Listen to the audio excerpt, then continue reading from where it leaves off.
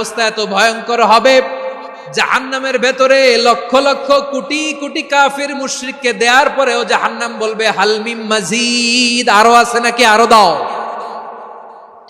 কোটি কোটি কাফেরের দল, মুশরিকের দল, সীমা লঙ্ঘনকারী দল, তাদেরকে যখন জাহান্নামে ফেলা হবে, বড় বড় পাথরখণ্ড জাহান্নামে ফেলা হবে, তারপরও জাহান্নাম বলবে হাল মিম মাজিদ, আরো আছে নাকি, দাও, আরো দাও, আরো দাও। আমার ক্ষুধা নিবারণ হয় নাই। জাহান্নামে তো উত্তপ্ত হবে, জ্বলন্ত হবে, ভয়ঙ্কর হবে। জাহান্নামের এক অংশ আরেক অংশকে খেয়ে ফেলবে। আল্লাহু আকবার। ফেরেশতারাও টালমাটাল হয়ে যাবে। জাহান্নামের রক্ষী ফেরেশতারা কি করবে তারা নিজেরাও বুঝতে পারবে না। কোটি কোটি মুশরিক কাফেরদেরকে জাহান্নামে নিক্ষেপ করার পরেও জাহান্নাম ঠান্ডা হবে না, শান্ত হবে না, বলবে হাল মিম মাজিদ, আরো আছে নাকি, আরো দাও। তখন আল্লাহ তাআলার কুদরতি পা জাহান্নামের ভেতরে ঢুকিয়ে দিবেন। সুবহানাল্লাহ পড়তে পারলেন না মজা করে? কোনো কিছুতেই যখন জাহান্নামকে শান্ত করা যায় না, আল্লাহ তাআলা তার কুদরতি পা জাহান্নামে ঢুকিয়ে দিবেন। দেওয়ার সাথে সাথে জাহান্নাম থেকে আওয়াজ আসবে, কত কত বিইজ্জাতিকা ওয়া বিকদরিক, আল্লাহ বিইজ্জাতিকা ওয়া বিকারমিক, আল্লাহ আপনার ইজ্জতের কসম, যথেষ্ট হয়েছে, এনাফ এনাফ, আর লাগবে না। সুবহানাল্লাহ বলেন। ওই ভয়ঙ্কর জাহান্নামে আমরা যেতে চাই কেউ? আবার জাহান্নামীরা যখন জাহান্নামে যাবে, ফেরেশতারা ডেকে বলবে, ও কপাল পোড়া জাহান্নামীরা, জাহান্নামে কেন ঢুকলা? দুনিয়ার বুকে কি তোমাদেরকে সতর্ক করার জন্য কেউ আসে নাই? কুল্লামা উলকিয়া ফিহা ফাউজুন সাআলাহুম খাজানাতুহা আলাম ইয়াতিকুম নাযীর। সুবহানাল্লাহ পড়েন।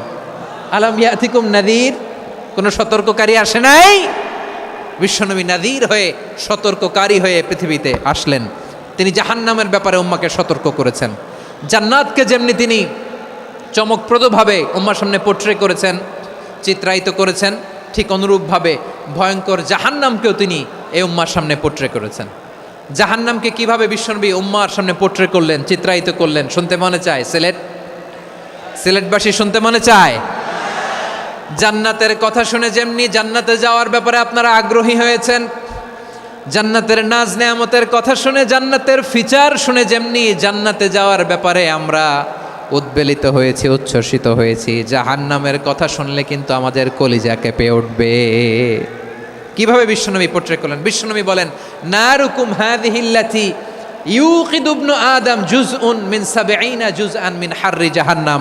ও আমার উম্মতেরা, তোমরা যে রান্নাঘরে যে আগুন দিয়ে রান্না করো, তোমরা কি ভেবেছো জাহান্নামের আগুন ওই রান্নাঘরের আগুনের মতো না? আপনারা কিচেনে যে রান্না করেন, রান্নাঘরের আগুন আর জাহান্নামের আগুন তো একই না? সিলেটের ভাইরা বুঝে থাকলে উত্তর দেন। কিচেনের রান্নাঘরের আগুন আর জাহান্নামের আগুন এক না?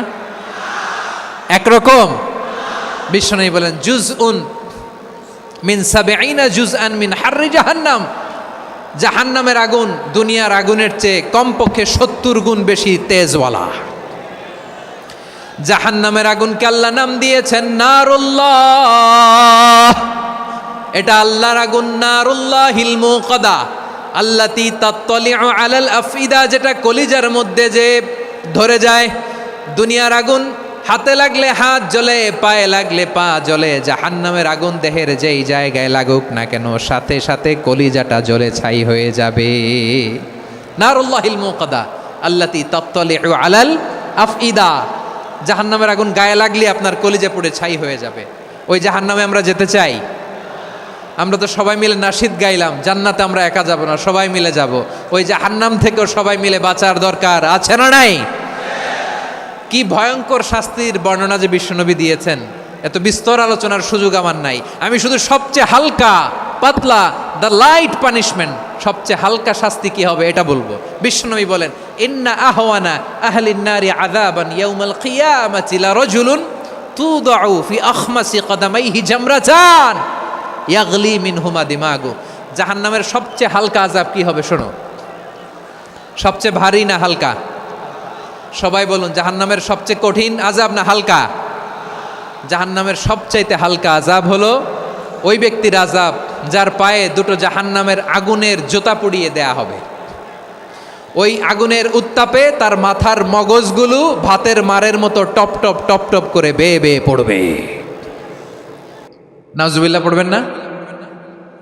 আচ্ছা প্রিয় সিলেট, আওয়াজ করে বলেন, এইটা যদি সবচেয়ে লাইট পানিশমেন্ট হয়, সবচেয়ে হালকা পাতলা সহনীয় আযাব যদি হয়, তাহলে ভয়ঙ্কর তোমা আযাবের কি অবস্থা হবে? আমরা কি ওই জাহান্নামে যেতে চাই? জাহান্নামের অবস্থা এত ভয়ঙ্কর হবে, জাহান্নামের ভেতরে লক্ষ লক্ষ কোটি কোটি কাফির মুশরিককে দেওয়ার পরেও জাহান্নাম বলবে হাল মিন মাজিদ, আরো আছে নাকি, আরো দাও।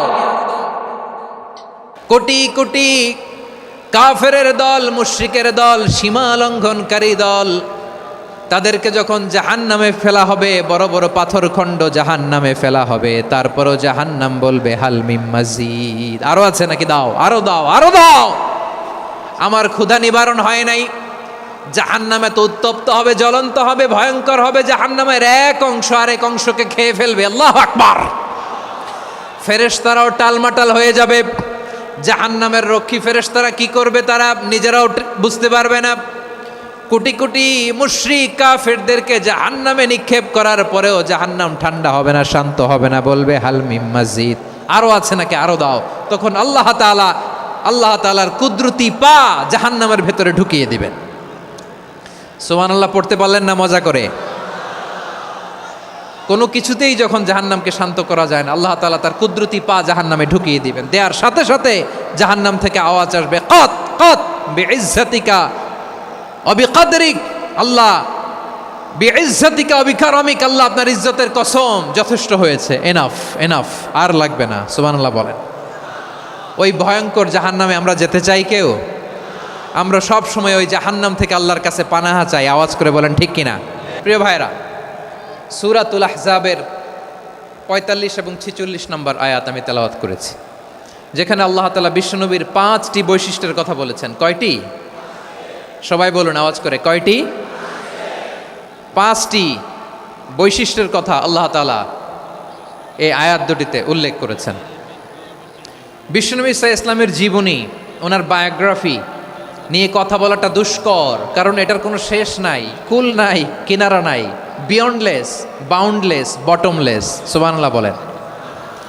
কারণ তিনি তো এমন নবী যিনি হ্যাঁ বললে এটা শরীয়তে হালাল হয়ে যায়। নবীর মুখ দিয়ে যদি বেরোয় হ্যাঁ, নাম, ইয়েস, তাহলে এটা হালাল, ঠিক কিনা বলেন? এ নবীর মুখ দিয়ে যদি না বের হয় যে না, নো, তাহলে এটা শরীয়তে হারাম হয়ে যায়। কেমন নবী আমরা পেয়েছি, যিনি হ্যাঁ বললে হালাল, না বললে হারাম, যিনি সাব্বাবা, এই আঙ্গুলি উপরের দিকে উঁচু করলে চাঁদ ভেঙে 2 টুকরা হয়ে যায়, যে নবী জমিন থেকে পা উঁচু করলে আল্লাহর আরশে মেরাজে চলে যায়, এমন নবীর উম্মত আমরা হয়েছি। যে নবীকে বাদ দিলে কোরআন বোঝা যায় না, কারণ এ নবীর উপরই কোরআন নাজিল করেছে কে? এ নবীকে বাদ দিলে হাদিস বোঝা যায় না, কারণ হাদিস তো এ নবীর মুখনিসৃত পবিত্র বাণী। সুবহানাল্লাহ পড়েন। এ নবীকে বাদ দিলে জান্নাত চিনা যায় না, কারণ জান্নাত তিনি চাক্ষুষ দেখে এসে আমাদেরকে মেরাজ শেষে বর্ণনা করে শুনিয়েছেন। এ নবীকে বাদ দিলে জাহান্নাম চেনা যায় না, এ নবীকে বাদ দিলে আমার রবকে চেনা যায় না, ঠিক কিনা বলেন? তো বিশ্বনবীর 5টি বৈশিষ্ট্যের কথা আল্লাহ তাআলা এ সূরাতে উল্লেখ করেছেন। আল্লাহ রাসূল সাল্লাল্লাহু আলাইহি ওয়াসাল্লাম যখন মক্কাতে দাওয়াত দিচ্ছিলেন, মক্কার কুরাইশরা নানাভাবে বিষ্ণু ঈসা ইসলামকে কষ্ট দিচ্ছিল, নানাভাবে ট্যাগিং করছিল, মিথ্যা অপবাদ দিচ্ছিল। কখনো কখনো তারা বিশ্বনবীকে বলছিল মিথ্যাবাদী, কাযযাব।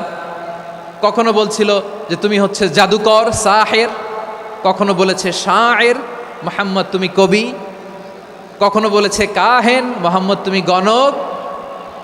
এবং কখনো বলেছে মুহাম্মদ তুমি হচ্ছে মাজনুন, মানে পাগল। আওয়াজ করে সবাই পড়ুন নাউযু বিল্লাহি মিন যালিক। তাহলে বিশ্বনবীকে মৌলিকভাবে এই 5টি অপবাদ দিয়েছে। আমার কলেজা টুকরা সিলেটের ভাইরা, বিশ্বনবীর ব্যাপারে মিথ্যা অপবাদ মৌলিকভাবে দিয়েছে কয়টি? 5টি। বলেছে তুমি মিথ্যাবাদী, বলেছে তুমি গণক, তুমি কবি, তুমি পাগল, তুমি জাদুকর।